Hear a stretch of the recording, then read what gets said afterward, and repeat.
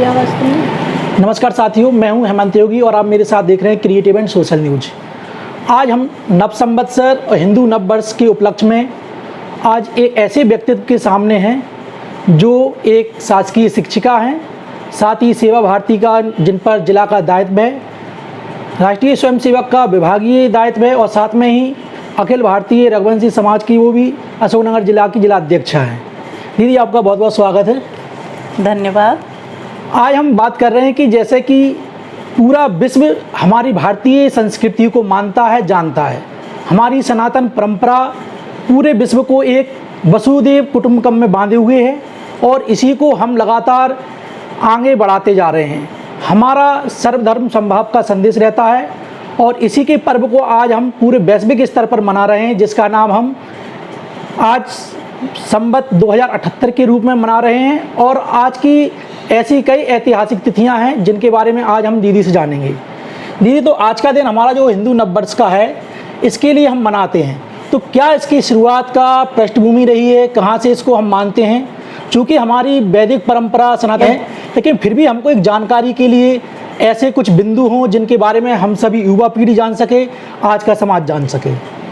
सबसे पहले तो मैं सभी को प्रतिपदा नववर्ष 2078 विक्रम संवत 2078 की बहुत बहुत शुभकामनाएं देनी चाहती हूँ। और इसके लिए मैं आपको एक वैदिक मंत्र से शुभकामनाएं देना चाहती हूँ। स्वस्ति न इंद्रो वृद्धश्रवा स्वस्ति न पूषा विश्ववेदाः स्वस्ति नस्तरक्षयो अरिष्टनेमि स्वस्ति न बृहस्पतिर्दधातु। जी, जैसे कि हमारी कोई सी भी भारतीय परंपरा में हम किसी भी विषय वस्तु की शुरुआत करते हैं तो हम हमारे वैदिक मंत्रोच्चारण या हमारे गुरु के द्वारा दिए गए कोई बिंदु को मन में हम अपने अंतर्मन में नापते हैं, जिससे कि हमारे अंदर एक अच्छी ऊर्जा का स्रोत जारी हो सके और हम अपनी बात को रख सकें। तो दीदी, हम ये बात आगे करना चाहते हैं कि जैसे जैसे हम देख रहे हैं कि समय बदलता जा रहा है, कभी हम इस समय में हमारी पाश्चात्य सभ्यता की जनवरी में जो हमारी नववर्ष आती थी उसको काफ़ी धूमधाम से मनाते थे, लेकिन पिछले कई वर्षों में देखें, ज़्यादातर हम एक दशक की बात करें तो एक दशक में हमारा युवा वर्ग, हमारी समाज काफ़ी पाश्चात्य सभ्यता को छोड़ रहा है और आज की सभ्यता से जुड़कर हमारे हिंदू नववर्ष की ओर मनाने के लिए आगंतुक हो रहा है। आखिर क्या कारण ऐसा रहा है? चूँकि पूरा विश्व अब अवसाद से ग्रस्त होने लगा है, अशांति की ओर बढ़ रहा है, तब ये पूरे विश्व ने चिंतन किया कि क्या इस समस्या से हमें कहीं पर निजात मिल सकता है। तो पहले जैसे हमारे देश को विश्व गुरु कहा जाता था, तो वो अध्यात्म और ज्ञान के आधार पर ही कहा जाता था। पूरा विश्व हमसे प्रेरणा लेता था, लेकिन पाश्चात्य सभ्यता और देश में 1000 साल की गुलामी के कारण हम स्वयं वो गौरव भूल गए। लेकिन जब विश्व चिंतन हुआ तो सबको याद आया कि विश्व क्यों पहले खुशहाल था और अब क्यों नहीं है। तो सबने भारत की ओर पुनः देखा और अंततः हम अपनी वैदिक सनातनी परंपरा की ओर अग्रसर होने लगे और विश्व फिर से हमारे ज्ञान का, हमारे अध्यात्म का सम्मान करने लगा है। और इसीलिए आज केवल भारत में ही नहीं, इस प्रतिपदा नववर्ष को पूरे विश्व में मनाया जा रहा है, क्योंकि पाश्चात्य जो नववर्ष है 1 जनवरी, तब ऐसा नववर्ष जैसा कुछ भी नहीं है। और जबकि हमारा जो नववर्ष है, यहाँ प्रकृति अपना इतना उत्साह उड़ेलती है, सभी की फसलें आ जाती हैं, सभी अभी बसंत ऋतु भी हमारी समाप्त हुई है, बैसाखी आ गई है। तो यहाँ प्रकृति का जो वैज्ञानिक तथ्य दिखाई देते हैं, इस कारण हम ये फिर से भारत ही नहीं पूरे विश्व में इस नववर्ष की ओर लोग प्रेरित हो रहे हैं, आकर्षित हो रहे हैं। दीदी, आपने एक बहुत ही बढ़िया बात की कि हम चिंतन की ओर बढ़े हैं। क्योंकि चिंतन हमको लगातार चिंता से दूर ले जाता है। वर्तमान समय में हर व्यक्ति अपने तनाव से, डिप्रेशन से, एंजाइटी से ग्रस्त है और कहीं ना कहीं ये भौतिक सुविधा इसका कारण हम मान सकते हैं। लेकिन हिंदू धर्म एक ऐसी परंपरा है जिसमें ये सब जो मानसिक तनाव हैं ये किसी कारण से कभी नहीं रहती। इसका वैज्ञानिक भी लोहा मान चुके हैं कि हिंदू सभ्यता में जो भी कहीं ना कहीं हमारे आदर सत्कार है, हमारी दैनिक दिनचर्या है, ये कहीं ना कहीं हमारे दैनिक जीवन को सुलभ बनाते हैं, सफल बनाते हैं और निरोगी बनाते हैं। मैं आपसे ये भी जानना चाहूँगा कि आज का हमारा संवत्सर, नया संवत्सर तो स्टार्ट होता है, लेकिन आज की जो तिथि है कई अन्य तिथियों से भी इसका जुड़ाव रहा है। वो मुख्य तिथि कौन कौन सी हैं? ये प्रतिपदा नववर्ष, इस दिन हम लोग मानते हैं कि सृष्टि का निर्माण ब्रह्मा जी ने किया था। त्रेता युग में मर्यादा पुरुषोत्तम श्री राम का राज्याभिषेक इसी दिन हुआ था और दयानंद सरस्वती ने हमारा ये आर्य समाज की स्थापना भी इसी दिन की थी। द्वापर युग में जब धर्म युद्ध चल रहा था महाभारत, तो धर्म की विजय इसी दिन हुई थी। और ऐसे अनेक कारण हैं, जैसे कि संत झूलेलाल जी की जयंती इसी दिन है और सिखों के द्वितीय गुरु अंगद देव जी का जयंती भी इसी दिन है और बहुत सारे कारण हैं, जैसे कि हमारे राजा जिन्होंने शक और हूणों को पराजित किया था, ऐसे सम्राट हमारे विक्रमादित्य जी ने इसी दिन से विक्रम संवत की स्थापना की थी। और द्वापर में जब युद्ध जीत गए थे तो अपने युधिष्ठिर महाराज ने भी युधिष्ठिर संवत की शुरुआत इसी दिन से की थी। ऐसे अनेक कारण हैं। और अभी हम ताज़ा देखें तो हमारे राष्ट्रीय स्वयंसेवक संघ के परम पूजनीय डॉक्टर केशव बलिराम हेगड़ेवार जी का जन्मदिन भी आज के ही दिन माना जाता है, जिन्होंने अपना पूरा जीवन देश के लिए समर्पित कर दिया और हिंदुओं के लिए समर्पित कर दिया। जैसा कि हमने जाना कि आज का दिन केवल हमारे एक नववर्ष की शुरुआत ही नहीं करता, बल्कि हमको ऐसी तिथियों को याद दिलाता है जो तिथियां हमारे देश के लिए, हमारे संपूर्ण भारतवर्ष के लिए और अखंड भारत के लिए दर्शाती हैं। ऐसे मनीषी, ऐसे महापुरुष, ऐसे राष्ट्रभक्त जिन्होंने देश के लिए अपना सर्वोच्च बलिदान किया, उनका भी कहीं ना कहीं ऐतिहासिक पृष्ठभूमि इस दिवस से जुड़ी हुई है।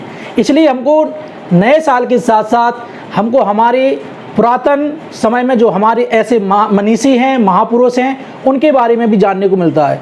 यदि वर्तमान समय में हम देख रहे हैं कि परिवार में जो संस्कृति का एक विघटन देखा गया है, वो भी कहीं ना कहीं पाश्चात्य सभ्यता को अपनाने से कहीं ना कहीं लागू हुआ है। तो क्या नववर्ष को अगर हम घरों में वर्ष प्रतिपदा और चैत्र नवरात्रि भी आज से ही शुरुआत होती है, यानी कह सकते हैं कि ये पूरा का पूरा सप्ताह हमारे लिए एक मंगलमय सप्ताह होता है। और अगर इन 7 दिनों में हमारे परिवार को हम अगर एकजुट रखते हैं तो हमेशा ये पूरे वर्ष भर हमारे लिए एक अच्छी ऊर्जा, सकारात्मक ऊर्जा के रूप में देता है।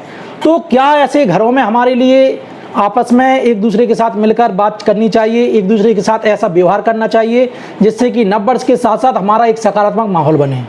जी हेमंत जी, आपने बिल्कुल सही कहा कि परिवारों का विघटन ये पाश्चात्य का ही परिणाम है और ये एकल परिवार भी पाश्चात्य का परिणाम है।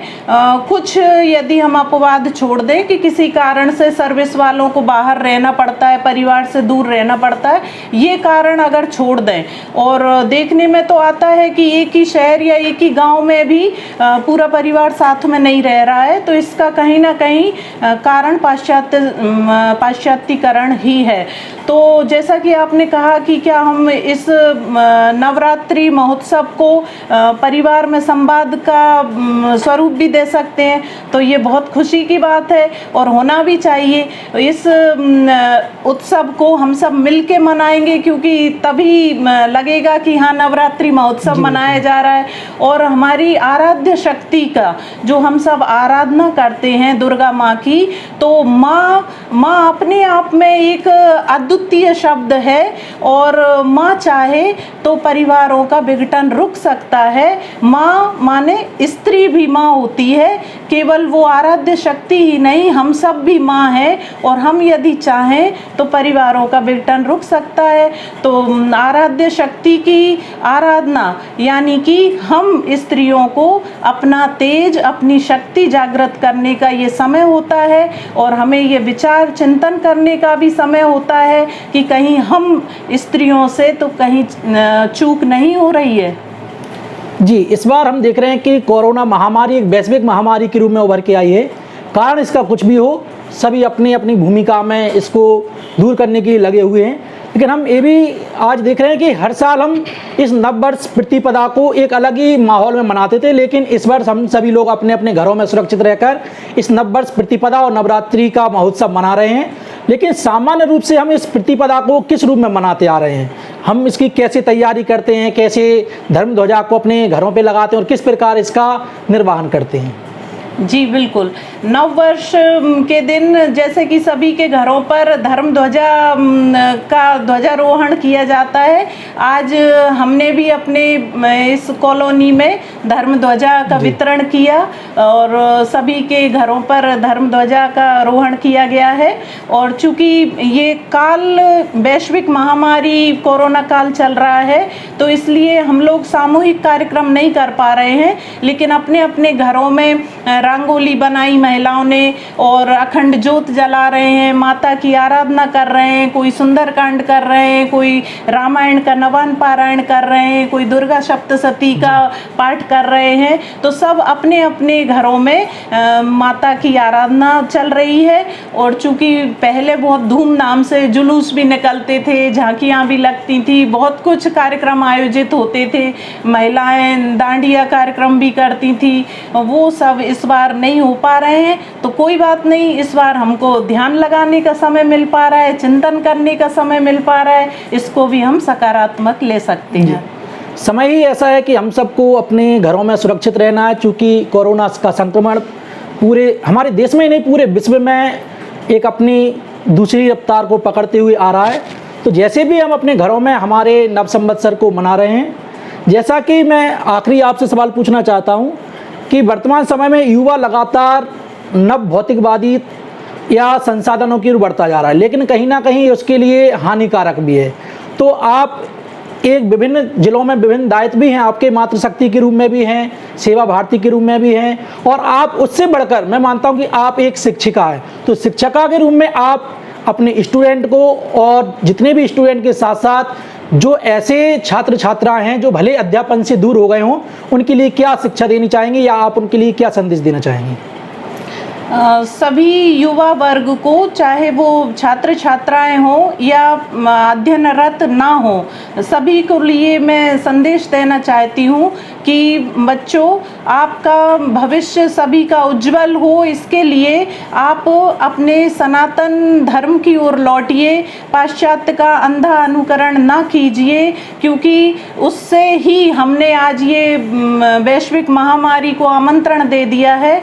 और अनेक तरह की जो बीमारियां ही नहीं, दुर्घटनाएं भी इस विज्ञान की अंधाधुंध नकल करने के कारण, अंधाधुंध शोध जो हमारे प्रायोगिक स्तर पर किए जा रहे हैं, जबकि उससे प्रकृति का दोहन किया जा रहा है। धरती माँ यदि उस नदियाँ, धरती माँ सभी इसका जब बदला लेने पर उतारू है मानव से, तो मानव को समझ जाना चाहिए। और इस अवसर पर मैं सभी से, न केवल बच्चों से बल्कि बड़ों से भी अनुरोध करना चाहती हूँ कि अपने बच्चों में संस्कार दें कि वो धरती को माँ समझें, प्रकृति को माँ समझें, जिससे कि वो इसको बचा सकें। और इस समय भूमि सुपोषण अभियान भी हमको सबको चलाना है मिलकर। इसके लिए हमें भूमि में जल स्तर की कमी को रोकना है और एक एक बूंद जल का उपयोग हो, निरर्थक ना बह जाए जल, इसका भी हमें सोचना है, विचार करना है। घरों में भी कोई पानी ज़्यादा ना बहाए और पक्षियों के लिए दाना पानी सभी रखें।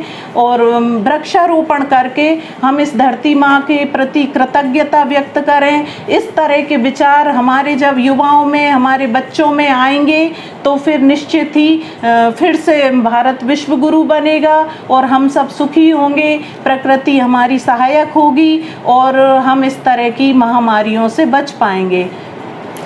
बहुत ही अच्छा दीदी, आपने वास्तविकता को बताया। मैं भी ये कहना चाहूँगा कि हमारी भारत की भूमि बहुत ही पावन भूमि है। यहाँ पे हम सर्वधर्म समभाव का एक संदेश देते हैं, इसीलिए हमारा पूरा भारत अखंड भारत के नाम से भी जाना जाता है। हम सभी धर्मों का आदर करते हैं, अपने धर्म को भी मानते हैं, दूसरे धर्मों का भी सम्मान करते हैं और लगातार, लेकिन हमको पश्चिमी जो सभ्यता है उसको ज़्यादा इसलिए नहीं अपनाना चाहिए क्योंकि वह पूरी की पूरी भौतिकवादी है और भौतिकवादिता का कारण है कि हमारे यहाँ केदारनाथ जैसी त्रासदी होती है, उत्तराखंड में त्रासदी होती है, जिससे कि हमारी प्रकृति हमारे लिए हमारे द्वारा ही किया गया जो कार्य होता है उसका परिणाम सामने प्रस्तुत करती है। तो साथ ही हमको हमारे धर्म के साथ, हमारे अनुशासन के साथ हमको हमारे पर्यावरण की रक्षा भी करनी होगी। मैं अंत में 2 लाइनें बोलना चाहता हूँ कि ना जाने आज का युवा क्यों पश्चिमी सभ्यता को अपना रहा है, ना जाने आज का युवा क्यों पश्चिमी सभ्यता को अपना रहा है। अरे पश्चिम की ओर मत जाइए, पश्चिम में तो सूर्य भी डूब जाता है, सूर्य भी डूब जाता है। दीदी बहुत बहुत स्वागत है आपका और धन्यवाद है आज के कार्यक्रम के लिए। धन्यवाद हेमंत जी, आपको भी नव वर्ष की बहुत बहुत शुभकामनाएं। जय श्री राम। जय श्री राम। धन्यवाद।